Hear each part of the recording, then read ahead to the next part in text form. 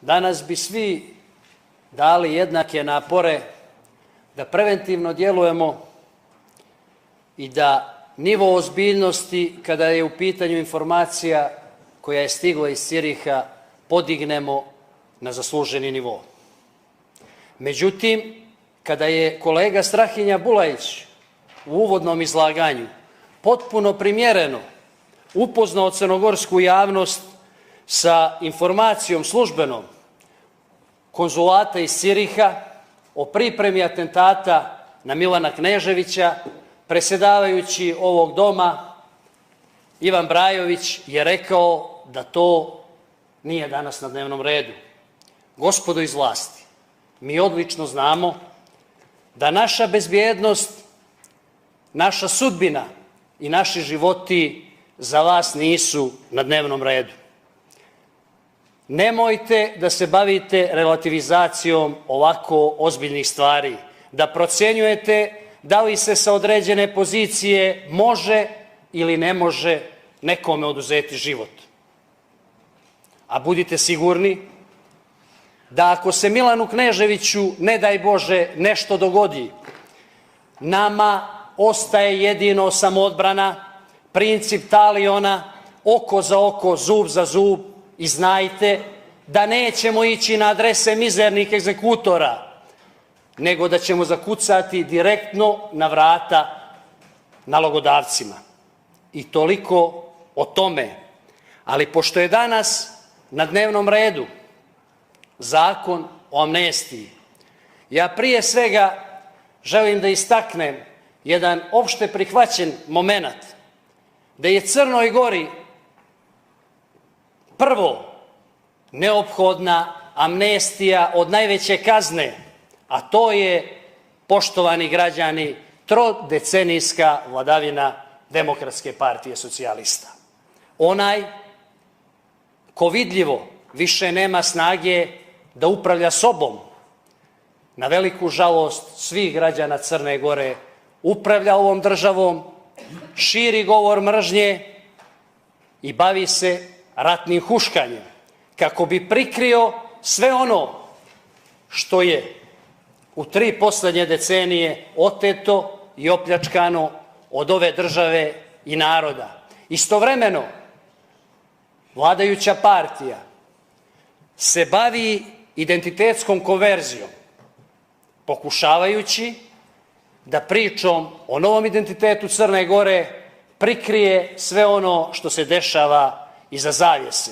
Ocenu o stanju vladavine prava u Crnoj Gori ne samo slobodni građani, nevladin sektor, opozicija, dominantno Demokratski front svakodnevno daju, a sada su se tome pridružile i najrelevantnije svetske adrese. Tako da ste dobili od Freedom House-a izvještaj da Crna Gora od 2003. godine nije demokratsko društvo, da je vladavina prava najveći problem ove države, jer je jedan čovek gospodar života i smrti. U sebi je skoncentrisao i vrhovnog tužioca i vrhovnog sudiju, pa ni malo naivno ne djeluje kad on kaže da sudovi, Boga mi, ne mogu baš tako da budu nezavisni i da sude tako, nego po njegovoj direktivi. Isto kao što je na Cetinju, gospodine Gvozdenoviću, izrekao jednu vrlo opasnu stvar. On je rekao da ovdje se neko skriva od izvesnih sudskih kazni, što znači da on direktno presuđuje našim liderima i da on komanduje i političkim i vjerskim progonom u Crnoj Gori.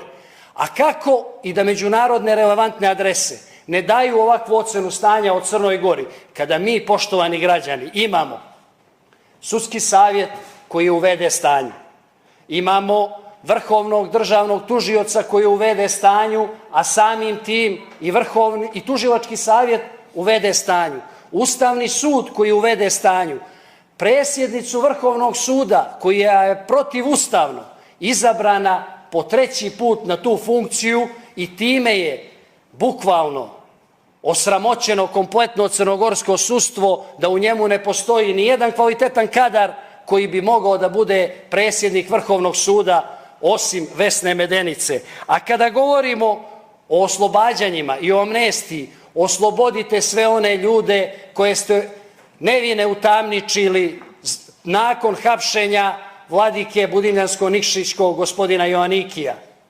Imate situaciju u Andrijevici da je policija prvo napala odvažne građane i isprskala biber sprejem Ivana Radojevića, Gorana Marsenića i Ljubišu Radojevića, a zatim im podmetnula napad na službeno lice i odredila pritvor 30 dana. Prestanite sa vjerskim i političkim progonom i ne pokušavajte da manipulišete sa ljudima kao što to činite kroz ovaj zakon, pokušavajući da pokazujete humanost i dobru volju, a s druge strane da satirete sve ono što je tradicionalna i prava Crna Gora. Da nivo političkog progona ide do te mjere da na evropskom kontinentu trenutno ne postoji ni jedna tačka gdje je vidljiviji politički progon nego u Crnoj Gori, najbolje potvrđuje Demokratski front. Protiv naših poslanika Andrije Mandića, Milana Kneževića i Predraga Bulatovića, poštovani građani, podignute su krivične prijave čak za izgovorenu riječ u Skupštini. Iako znamo da član 86 Ustava Crne Gore garantuje da poslanik ne može biti krivično gonjen za verbalni delikt, odnosno za ono što kaže u parlamentu, za izgovorenu riječ.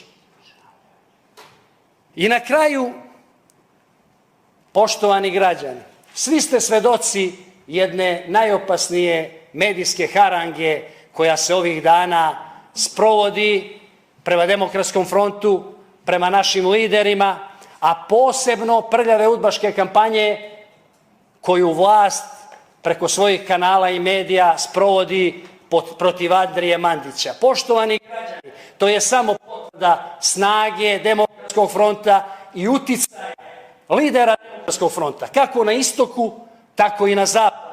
I to je upravo dokaz straha režima od Demokratskog fronta. A ja se nadam da će građani Crne Gore dobro razumjeti sve ove podle udbaške napade na Demokratski front, na naše rukovodstvo i još jednom da vas zamolim, nemojte da relativizujete ovako opasne napade i najavu skidanja glava nekom kao što to činite i da se bavite time da li se sa određenim može ili ne može nekom oduzeti život. Radule Nović.